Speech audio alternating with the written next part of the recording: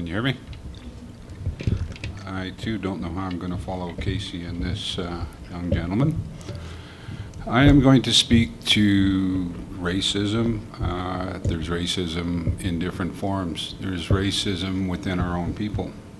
It's racism, First Nations versus Métis versus Inuit versus those that don't fit anywhere.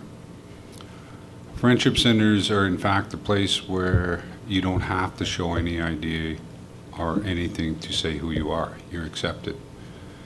And we know this because we accept people as a family, much like what Casey was saying, humans.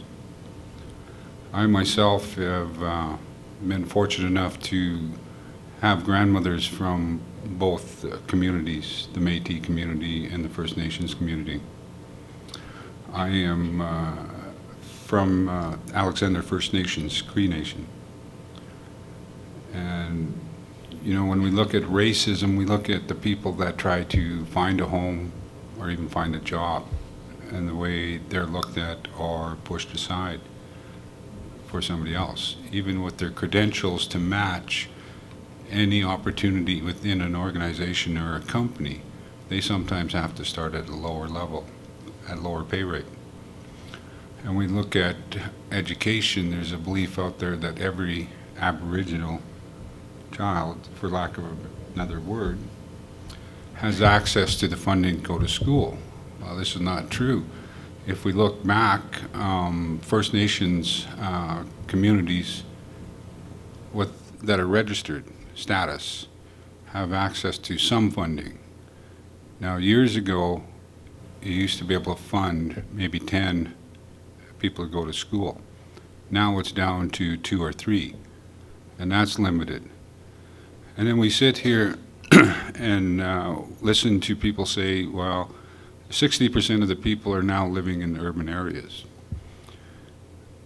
And I'm not going to say anything negative towards the First Nations communities because there's little enough funding to help them survive. So when we look outside for schooling for some of our children, there's no access to that funding. There's a lot that come in from the communities, First Nations communities, and they're living in the cities and towns, and they can't access funding. They have to go through all the struggles as everybody else. And when we look at poverty, there's a lot of people say that First Nations or Aboriginals get their houses paid for. Even back in the communities, that doesn't happen. They apply for financing also to build houses. When we look at those things that people say that every Aboriginal person gets $5,000 a month. Did you hear that one? Can I borrow some? I get $5 a year. And to tell you the truth, that started a long time ago, and it actually bought you bullets to go hunting, flour, coffee, tea. And it hasn't changed over the years. It's still $5. But can you buy any shells other than maybe a half a box of 22 shells? These things used to be given to help people survive, and it doesn't fit anymore.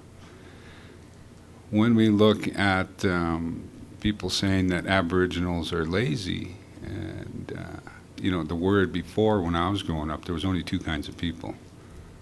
There was Indians and non-Indians. Now we have Aboriginal because we have so many different groups now that people are looking at. But when our funding government says something about increasing funding, it's First Nations. But when there's a blame for something, it's Aboriginal. Right? And you know, I sit here sometimes wondering, you know, when my children grow up, if they marry a non-status person and their children marry a non-status person, soon they're not going to be status, even if they are Métis or something else, right? So when my friend says people, humans, the Cree people called it the people also, the human beings. And way back, we didn't have a distinction of who was allowed in our village. They were adopted in if they were mixed blood. They were part of our people. If a Cree person married a Blackfoot person, they would follow the mother's lineage, not the father's. So things have become twisted for us. Twisted so much that we have adopted a system that has our women and our children as property. They were never property. When I've talked to some of the old people that carry the wisdom, they talk about Grandmother Moon, Mother Earth, and the women having that special gift to bring forth life. How can you own that? How can you own life? So when we think about things like foster care, our children in foster care, the courts see our children as property. And until we change that thinking, how are we going to take control of that and bring them back to our people, to the humans? Because as they're in those places where they're learning that negative stuff, they're becoming less human. And as we watch TV and watch those things that we all need to have to be successful, we become less human.